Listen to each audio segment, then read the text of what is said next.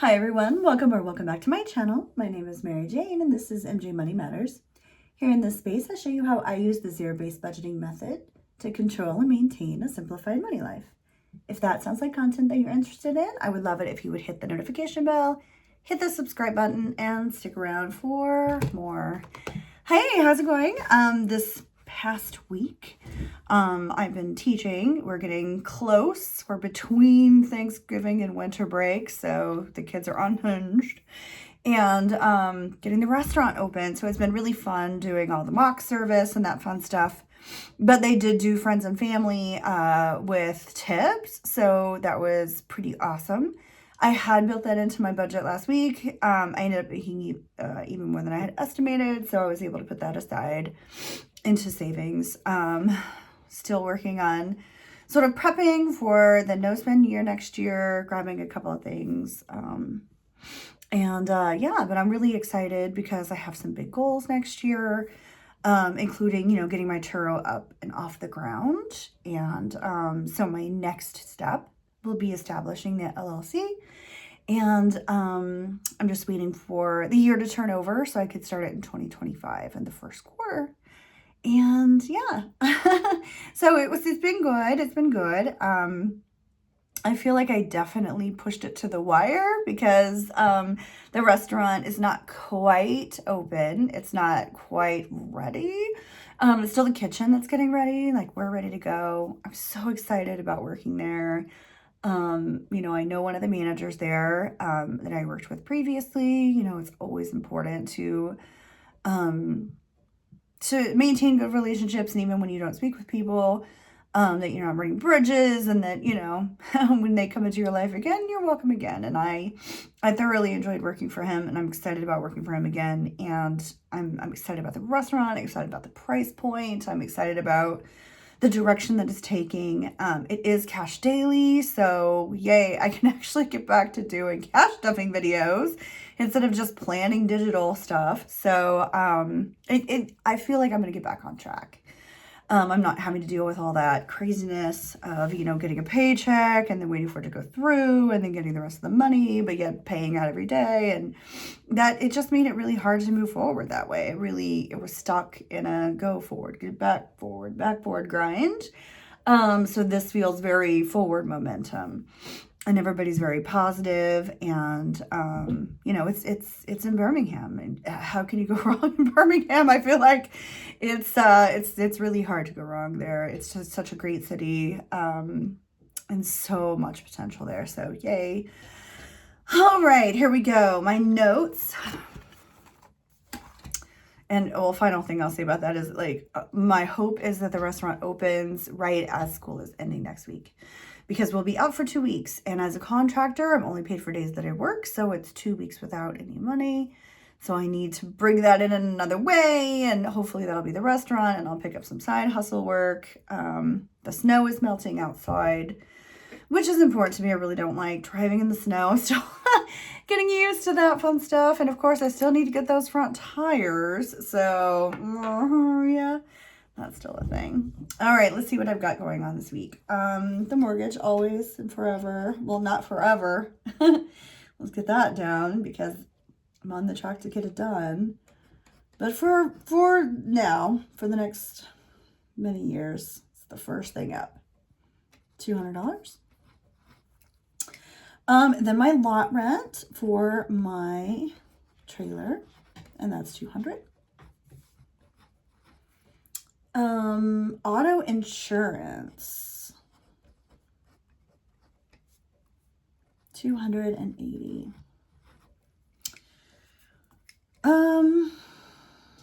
Yeah. These are things that I'm hoping to eliminate. So the mortgage will be the last one that I'll eliminate, right? But it will be eliminated when I get the house paid off. And then it will just be money putting aside for the taxes and utilities. With the lot rent, that's one of the things I want to accomplish with my no spend year in 2025, is that I'm getting the hauler to bring my trailer here. I want to start with it in the yard, but I don't know. I'm sort of debating whether I want to do it here and get it off and running that way and then hand the reins off, or if I want to just start it in a park somewhere. That's, you know, Michigan has such amazing places to go, especially in the summer with camping. So I teach with a girl who has her own trailer, and her family had their trailer, and she grew up like in this park. And it's one of those super desirable parks, where she said the people that rent theirs out on Airbnb and Vrbo, they're booked out every week. During the season, of course. It's a seasonal place. And so she told me the lot rent for the year is around $2,000. So it would work to about, you know, about $200 for the month. And so I don't know. It's like, you know, it's a bit of ways. You know, they're not in the city. They're going to be on the lake shores. They're going to be in seasonal camping towns. And that means I have to find someone that's reliable. Then I have to do it remote. And because I don't really know anybody in these cities yet, I'm like, should I start it here and make sure I'm doing it, and then I get my 5-star reviews and then move it? I don't know. So that's a big question mark. But I think to begin, it would be most advantageous to get rid of that for a while, until I'm starting to bring in passive income from the rental and put it aside. I think maybe if I do like a year or basically a season of the trailer being here on my property, so that I can eliminate that for like a year and put some money aside there, that would be the best. And then eliminate my auto insurance. So whenever I no longer own, let me change that. Whenever I personally am no longer owning the car, whenever it is paid off, I'm actually going to sell it to the corporation that I'm creating, so that it will be my work vehicle and it will go into corporate fleet insurance. I also don't need to have full coverage on it at that point, because I will have other cars. Like, that's like the whole point. So if I needed to snooze a car and drive my own like car for a while off the Turo app, I can. But you know, if I don't owe on it to someone who has the title, then I don't need to have this huge amount. And then I'd like to eliminate that. So boom, boom, boom. That is $680 right there that I can eliminate from my monthly budget. And that would be really helpful in meeting my goals. Getting these monthly living expenses down. My Detroit box, $35. Next year for the no spend year, I want to investigate. I don't know exactly at this point. It's probably around $350-ish, but find out how much it would be to pay for it up front for the year, and get that taken care of. Of course, just like with my Dallas box, I would still put the money aside in an envelope so I could just pay it all at once every year, and that money's there ready to go. Mint, I have paid for a year. I'm putting aside $30 into an envelope for that. I was paying $45, but by paying it for a year, you get a little bit of a discount, so I get to take $15 off a month. Paramount Plus is my favorite. All my shows, all my cop shows, my murder shows, it's on Paramount Plus. I pay $7 for that. Gas for the week, because I am driving to school and to Birmingham. But what I am doing, depending on what time I need to arrive, sometimes I'm just like packing up for the whole day and going, and then just going straight from school to the restaurant. And some days, if I do have time, I am coming home, taking care of the cats, changing, freshening up, and then going to the restaurant. So I'm going to go ahead and give myself $60 for gas. I don't think I need the $75 that I was before, because I'm not driving as far as I was when I was at the axe throwing place. Groceries / pets. Now, I do not spend that much money on myself for groceries. I tend to eat on the go. Most of what I buy for groceries are items for my lunches. to make my lunches. I pack my lunch most of the time. And then just like little things like, you know, eggs and pancakes. But if I'm doing more, you know, culinary things, it's at other people's houses. So the majority of things in my grocery budget is pet stuff, pet food, because I do tend to take care of the feral community.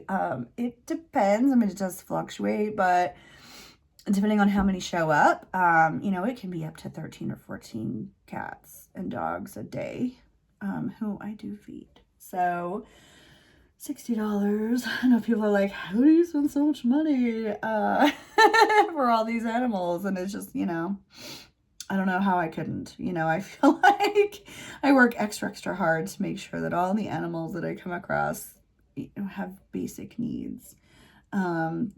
Now that it started to snow, I think at first I didn't know what to do, but I had built them a feral house. Like, it's not even just a shelter, it's like a cute little house. And I'm going to paint it to match the house and put it in the bushes.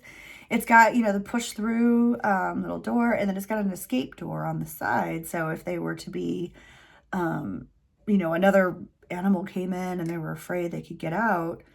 And then I put in a self-heating pad inside. It's nice and fluffy and furry. So I created that for them, and I think they didn't know what to do at first. But then once there was like snow on the ground for a couple of days, they figured it out. And I know they figured it out because the escape door keeps kind of getting stuck. I keep having to go get it down. I just need to shave it down a little bit.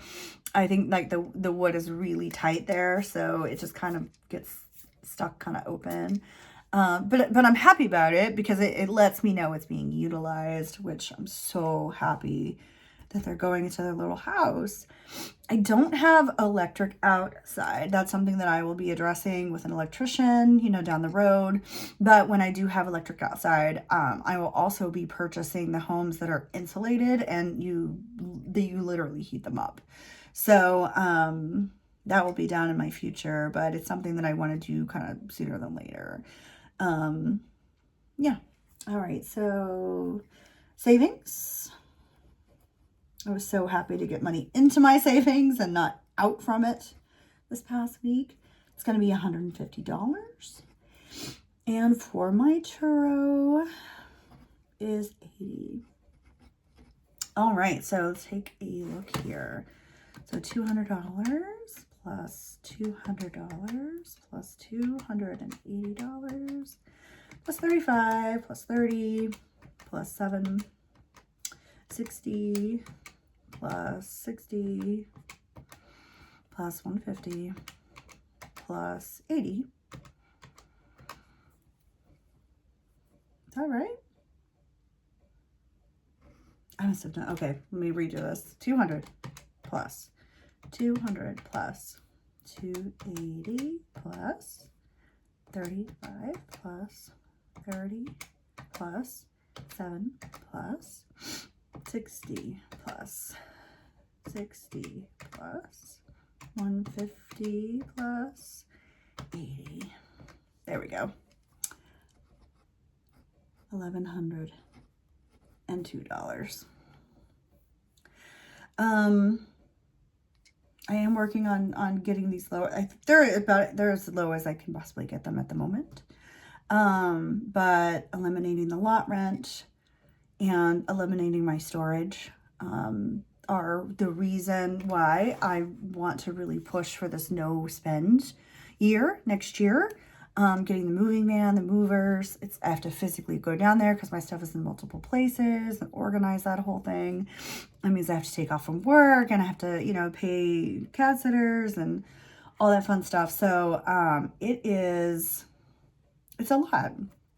And I had, you know, saved, and I had several $1,000s to put aside, and then, you know, the viral issue happened at my home where several of my animals were sick, dying, almost dying, and it wiped me out, but that's okay.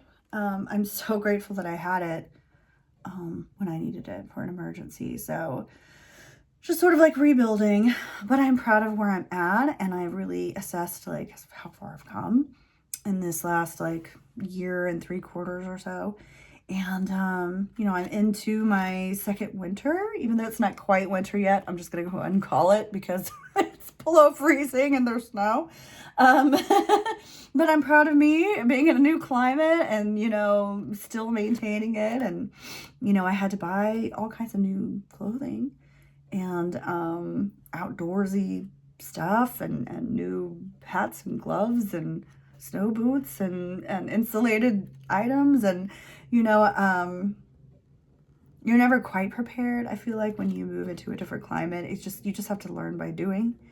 And, yeah, I'm pleasantly surprised at myself and my adaptability there, because it was the thing I was most scared of was living in the snow. So yay me. I hope you guys are doing well. Thank you so much for being here, and I'll see you next week.